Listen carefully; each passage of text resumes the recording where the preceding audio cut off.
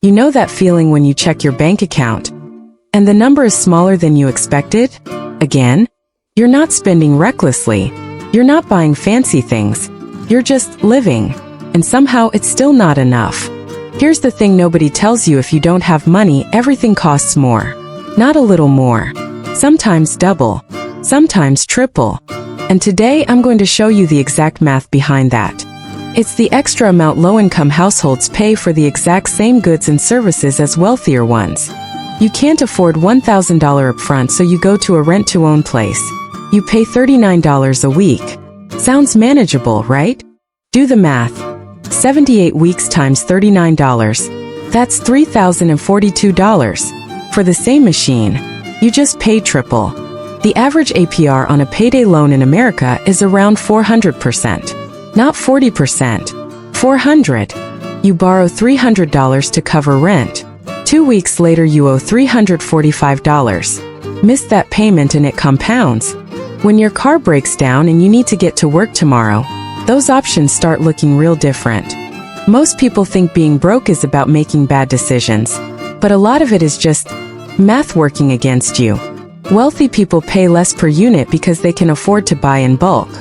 The small bottle $4.99 for 8 ounces, that's 62 cents per ounce. The big jug $15 for 67 ounces, that's 22 cents per ounce. Same product, nearly 3 times the cost. Not because you want to, but because you only have $5 in your pocket today. The less cash you have on hand, the higher your effective cost of living. Your car insurance premium is largely determined by your credit score, not your driving record. Your credit score.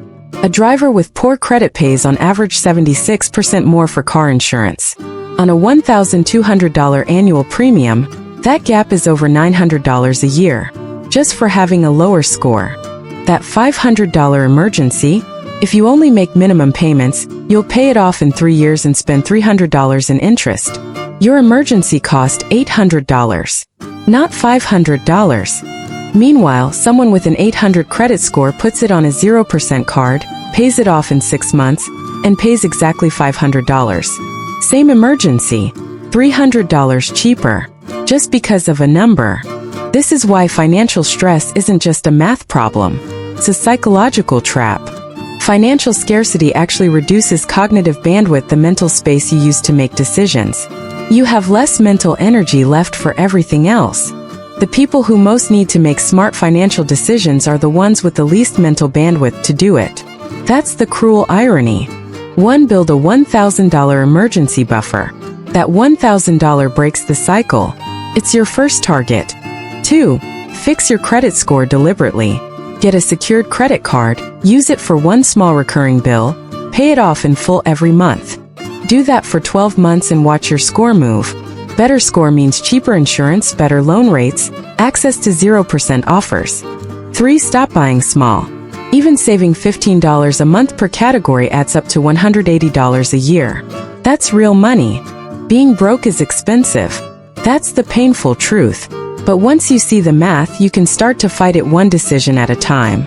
If this video made you think differently about money, share it with one person who needs to hear it. I'll see you in the next one.